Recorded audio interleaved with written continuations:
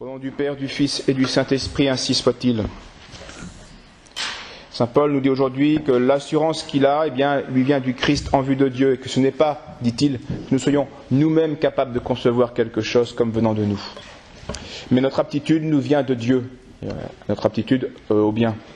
C'est lui également qui nous a rendus capables d'être le ministre de cette nouvelle alliance, non de la lettre, mais de l'esprit, car la lettre tue, mais l'esprit vivifie. Voilà quels sont les mots de Saint Paul.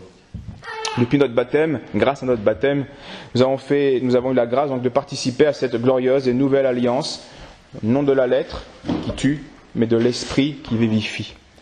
Cette alliance était écrite dans un livre sur la pierre, tandis que la nouvelle alliance, faite par Jésus-Christ, est inscrite dans nos cœurs et par l'Esprit Saint qui a répandu de manière gratuite, surnaturelle, la charité, l'amour de Dieu, ce feu divin dans nos cœurs.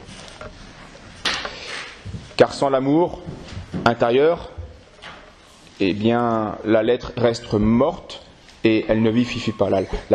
L'obéissance extérieure à la loi ne peut pas vivifier. Il faut l'amour intérieur et joint à cette obéissance à la loi extérieure. C'est donc l'esprit qui vivifie. C'est donc Dieu qui donne la vie. C'est Dieu qui nous a donné la charité que nous pouvons perdre malheureusement. Et l'Esprit de Dieu vivifie assez souvent d'une manière déroutante. Et c'est la vie des saints qui manifeste le plus cela, bien sûr. Et je voudrais aujourd'hui le manifester par une sainte que nous fêterons cette semaine, qui est la première sainte des Amériques, qui s'appelle Sainte Rose de Lima. Elle est née à Lima, au Pérou, le 20 avril 1586. Ses parents étaient d'origine espagnole et ils l'appelèrent Isabelle. Mais à cause de son teint, on lui a donné le surnom de Rose. Elle avait le teint rose. Et c'était sur ce nom-là que l'archevêque de la ville, un autre saint, Saint Uribe, l'a confirmé Rose de Lima sous ce nom. Mais adolescente, elle va comprendre que le nom qu'on lui donne habituellement n'est pas le nom de son baptême. Et ce qui manifeste l'intelligence théologique de cet enfant, elle en est déçue. Elle a peur que ce soit un prénom qui soit inspiré par la vanité, Rose, c'est joli, c'est très féminin, et non pas le nom surnaturel de son incorporation au Christ, le nom de son baptême. Et donc elle en est très, très triste, au point que, elle était plusieurs fois en larmes et qu'elle priait. Elle priait la Vierge Marie, à ce sujet-là. Et elle va avoir une apparition de la Vierge, ou en tout cas une parole de la Vierge qui va lui dire ceci: ne pleure point ma Rose. Donc déjà, la Sainte Vierge valide le nom. Ne pleure point ma Rose, lui dit la Vierge Marie. Mon divin Fils approuve le nom qui t'a été donné, et désormais tu t'appelleras Rose de Sainte Marie. Alors elle avait un scrupule en plus qui n'était pas motivé, puisque on peut très bien avoir un nom de confirmation autre que le nom de baptême. On aurait pu la rassurer ainsi, mais en tout cas la Vierge l'a rassurée autrement. Rose, donc dès le bas âge, va être éclairée d'une manière très particulière, très extraordinaire, d'une lumière surnaturelle sur les voies de la perfection. Et ce que je vais vous dire en grande partie est extraordinaire. Nous ne cherchons pas à imiter point par point ce que cette petite Rose de Lima va faire. Mais par contre, inspirons-nous de son zèle et nous allons voir qu'elle va toujours associer grâce extraordinaire à une vie ordinaire que nous pouvons imiter. Dans ses devoirs ordinaires plutôt. Grâce extraordinaire, mais accomplissement de ses devoirs ordinaires.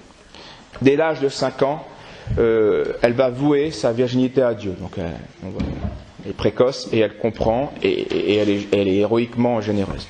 Rose ne voulait donc plaire qu'à lui. Les ajustements du monde, les devoirs qu'on peut avoir plus ou moins mondains, sans être même pécheurs. Notre vie sociale exige certains ajustements au monde. On n'est pas des ours ni des rustres. Donc, malgré cela, cela peinait beaucoup Rose de Lima, elle était complètement détachée de cela. Et là aussi, on voit une enfant, ça arrive parfois, qui est beaucoup plus avancée dans les voies de la perfection que ses parents, que sa mère. Et Sainte Rose de Lima, même à 5 ans, a plus de justesse surnaturelle que sa maman. Et parfois c'est le contraire, mais parfois c'est ce cas-là. Je pense qu'il n'y a pas de loi en fait. Et donc sa mère en tout cas était très préoccupée de la belle tenue de sa fille. Elle voulait que sa fille présente bien dans le monde. Et donc, un jour, contrainte de mettre une couronne de fleurs sur sa tête, Rose eut l'idée, non pas de désobéir à sa mère, Sa maman voulait qu'elle porte une belle petite couronne de roses, elle va le faire, mais elle va y rajouter une aiguille qui va pénétrer sa tête. Ce qui fait que l'instrument, ce qu'elle estimait être un instrument de vanité, va être en réalité un instrument de pénitence, que les gens ne verront pas, bien sûr. On voulait aussi donc la produire dans le monde, toujours pareil, par respect social, et c'était pas un péché en soi, mais c'était au pire une imperfection, au mieux une nécessité. Donc on voulait la produire dans le monde. Et ceci déplaisait énormément à la petite Rose de Lima. Lorsqu'elle a trouvé comme stratagème le suivant, ne l'imitez pas, elle se frottait les paupières avec du piment. Donc vous imaginez là, tout de suite, en fait, donc elle passait son après-midi à pleurer devant les gens et dans le monde, puisque le piment était très agressif. Et donc, au lieu de présenter un joli petit visage de jolie petite fille, eh bien, on avait une petite fille qui pleurait constamment avec les yeux rouges. Donc voilà comment elle se détachait du monde d'une manière complètement héroïque. À 6 ans, elle décide de jeûner le vendredi et le samedi, au pain et à l'eau. Et à 15 ans, elle fera un autre vœu de ne pas manger de viande, sauf dans les cas où elle était forcée au nom de l'obéissance. Il faut savoir, les enfants comme les parents, que les vœux faits par un enfant, eh bien, tant que l'enfant est sous la domination naturelle de ses parents, c'est-à-dire jusqu'à 18 ans, 21 ans plutôt, eh bien, les vœux peuvent être, sans aucune faute, peuvent être remis par le père. Le père peut annuler un vœu fait légitimement par un enfant. 15 ans, 16 ans, 8 ans. Ceci est important, si l'enfant se croit pour Rose de Lima, commence à faire un vœu et se rend compte que c'est difficile. Alors il pourrait être perturbé. Eh bien, il faudrait, sans aucun souci, le père pourrait annuler ce vœu. Le vœu pourrait avoir été réellement fait. D'où la règle générale de ne pas faire des vœux sans autorisation de ses supérieurs. Sa vie de pénitence, donc, je vous l'ai dit, est assez, et même tout à fait extraordinaire. Elle s'interdit de manger des fruits qu'elle aimait beaucoup. Là encore, elle aurait pu manger des fruits, il en fallait. Ou alors, elle laissait croire à un dégoût naturel alors qu'elle aimait les choses sur les friandises. Elle mélangeait à sa soupe un breuvage si amer qu'elle n'arrivait pas à l'avaler sans pleurer. Je ne sais pas si vous vous rendez compte de la violence continuelle que cet enfant s'est faite sur des choses légitimes. Toutes les nuits, à un moment donné en tout cas, elle se frappait cruellement avec des chaînes de fer, s'offrant à Dieu comme victime pour, bien sûr, l'Église, l'État, les âmes du purgatoire, les pécheurs, bref, tous les grands intérêts de la foi, bref, une participation à la rédemption. Elle avait soin, et remarquez cela, on voit quand même une certaine prudence, donc une vertu, et aussi un héroïsme. Elle avait soin de meurtrir ses membres que les uns après les autres, pour que la peau ait le temps de retrouver, donc de ne pas tuer le corps. Elle l'affligeait. Puis quand cette partie du corps ne pouvait plus supporter sans danger, eh bien elle passait une autre partie du corps. Donc prudence, mais héroïsme fou. Toute petite encore, elle supplia un jour quelqu'un de charger ses épaules d'un morceau de brique. Afin, disait-elle, elle voulait faire une expérience mystique, elle voulait comprendre ce que Jésus avait souffert sous le poids de la croix. Et souvent, elle mettait ses pieds nus devant la pierre saillante du four, et là, elle méditait sur les peines de l'enfer. Voilà quelques anecdotes qui manifestent l'âme de Sainte Rose de Lima.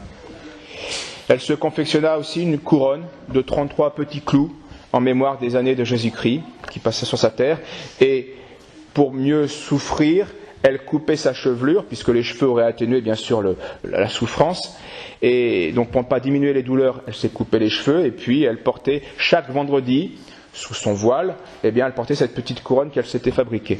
Et on aurait bien sûr ignoré cette pénitence héroïque si un jour elle n'était pas tombée par accident devant son père et s'était cogné la tête, et puis tout de suite son père a vu trois filets de sang, donc c'était pas normal, donc qu'est-ce qui se passe? On enlève le voile et on découvre l'instrument de pénitence. Elle se composa un lit très spécial, un lit qui était fait de bâtons noueux et de tuiles cassées. C'est des bâtons noueux et des tuiles cassées. Et là, revenons à ce que dit saint Paul, la lettre tue, l'esprit vivifie. Vous voyez très bien que la manière dont l'esprit vivifie parfois dépasse l'entendement humain. Car si j'avais été le confesseur de cette petite fille, je l'aurais grondé et j'aurais pas pu l'encourager à aller dans cette voie-là. Mais je me serais trompé sur ce cas-là en tout cas. Parce que le bon Dieu lui a fait un jour, lui a fait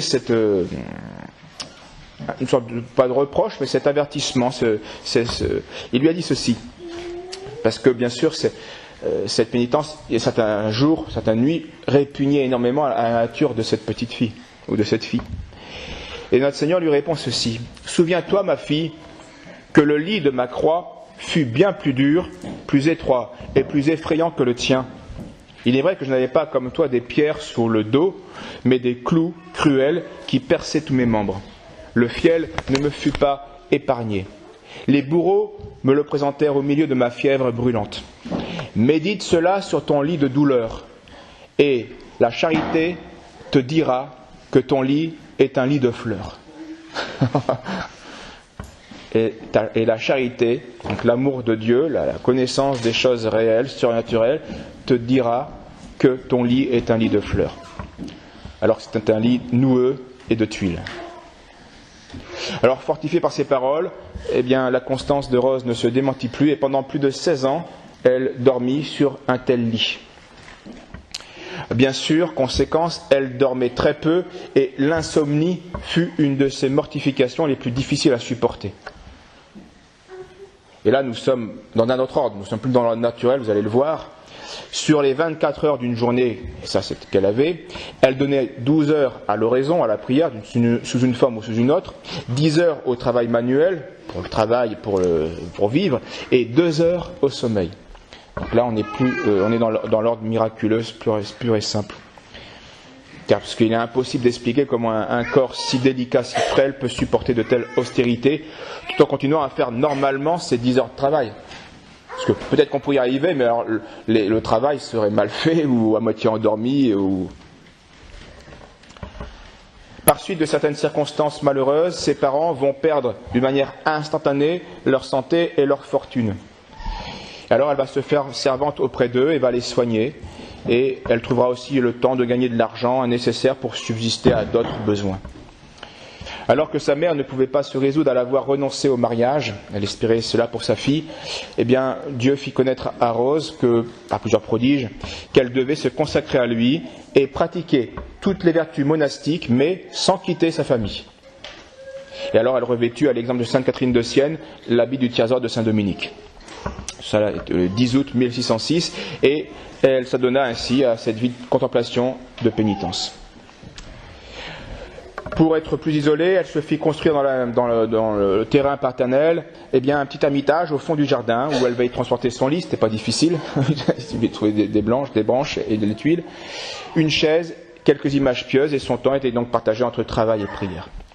Comme il ne lui était pas permis d'aller seule à l'église, pour des raisons de sécurité, j'imagine, sa mère ne pouvant pas toujours l'y conduire, quelqu'un un jour la plaignait de cette privation, puisqu'elle était bien sûr attirée par la mère. Et elle répondit que Dieu la faisait assister miraculeusement chaque matin à plusieurs messes, soit dans l'église du Saint-Esprit de Lima, soit dans l'église de Saint-Augustin de Lima. Rose profitait aussi de faveurs moindres, mais tout aussi extraordinaires, et l'une d'elles est la suivante. Les moustiques dans la région, et surtout dans l'ermitage de Sainte-Rose, étaient nombreux. C'était un lieu humide dans les feuillages. Et elle dira ceci, « Ils ne cherchent point à me nuire, et moi je ne leur fais aucun mal. Ils se mettent à couvert sous mon toit, et ils accompagnent du bruit de leurs ailes les cantiques que je chante à la gloire de mon Dieu. » Alors, c'est pas très important comme fait, mais ça manifeste l'univers extraordinaire dans lequel elle était. Elle partageait donc sa vie avec notre Seigneur, Notre-Dame, Sainte Catherine de Sienne, son ange gardien. C'est une des saintes qui était favorisée de cette familiarité avec l'ange gardien, de manière plus visible, sensible.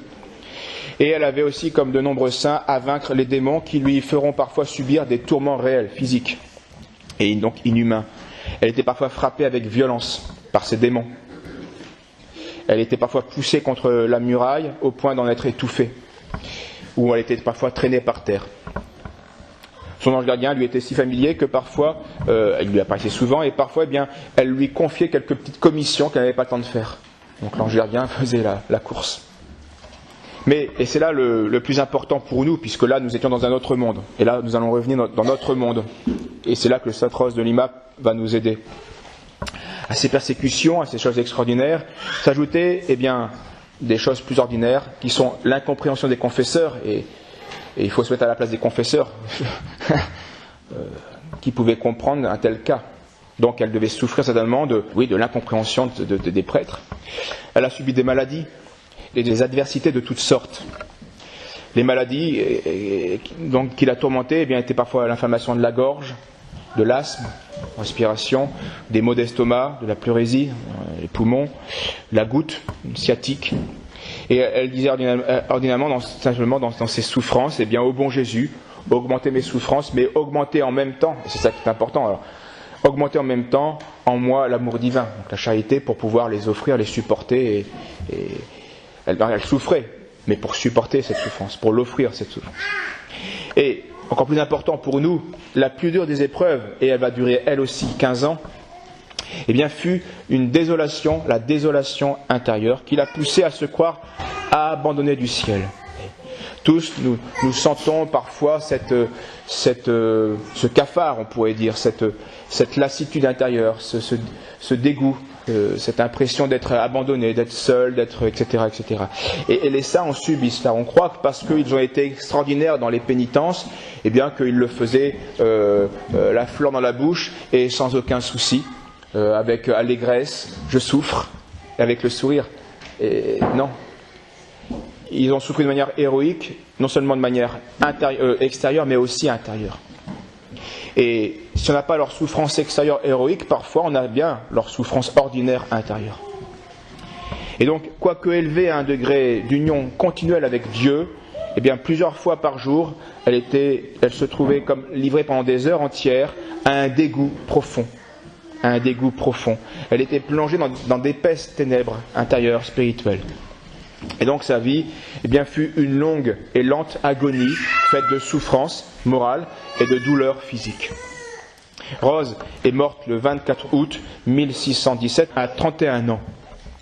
Et parmi les merveilles qui illustrèrent ses funérailles et son tombeau, la plus admirable est sans nul doute un mouvement de conversion qui a ébranlé d'abord la ville, donc une multitude de pécheurs jusqu'au fond de l'âme, ils se sont convertis, et on entendait parler de restitution, de réconciliation, de cessation de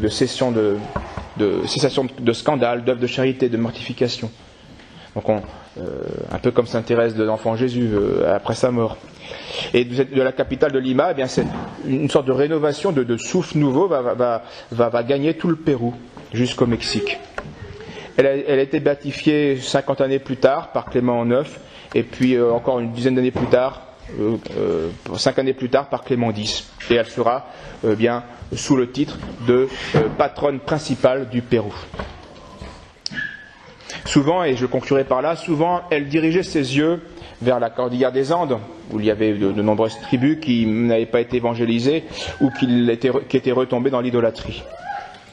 Alors elle pleurait sur le sort de ces Indiens, mais aussi sur ceux des Chinois, puisqu'à l'époque, et encore maintenant, ils étaient massivement idolâtres, les Turcs, les hérétiques, les schismatiques en Europe. Elle était au courant de tout cela, qui avait déchiré l'Église après avoir déchiré l'Europe. Et donc on voit constamment ce sentiment du Christ en elle, de rédemption des hommes. Et l'un de ses confesseurs va un jour lui dire qu'il va la quitter parce qu'il part justement dans une mission lointaine. Et au lieu de s'attrister de cela, de cette perte humaine pour elle, qui était un confesseur qui la soutenait, elle est heureuse à cause de la mission. Et Rose promet sans hésiter de rendre le Père participant de ses bonnes œuvres. Elle était quand même consciente de son rôle et donc des grâces qu'elle pouvait obtenir. Et en même temps, elle lui demande de l'associer au mérite de son apostolat, ce que bien sûr le prêtre fera. Et elle disait, ce qui manifeste comment elle brûlait de cette charité, « Pourquoi ne suis-je qu'une femme ? Si j'étais autre, je parcourrais la terre pour allumer dans tous les cœurs l'amour de mon Dieu. » Mais là encore, elle faisait un faux raisonnement, car elle ne réalisait pas qu'elle exerçait un réel ministère, et que sans son ministère d'amour, la lettre tue, c'est l'esprit qui vivifie, et que ces saints apparemment qui ont eu moins d'influence extérieure, c'est évident, elle était dans un univers purement familial, dans un étage, pas de rôle social apparemment, et pourtant, eh bien, c'est une petite fille comme ça, une femme comme ça, Rose de Lima, qui a eu, on l'a vu, par ce vent de conversion après sa mort, qui a une influence qui dépasse l'influence qu'un prêtre peut avoir, parce qu'il n'aura pas eu justement cette vie de l'esprit, cette vie de l'esprit, cette charité qui vivifie les âmes, donc qui les sauve. Inspirons-nous de Sainte Rose, retenons surtout ces épreuves intérieures, ces dégoûts intérieurs qui sont notre lot ici-bas, en plus parfois des douleurs physiques, et demandons-lui son aide lorsqu'on pourra se sentir comme elle, parfois découragé. Au nom du Père, du Fils et du Saint-Esprit, ainsi soit-il.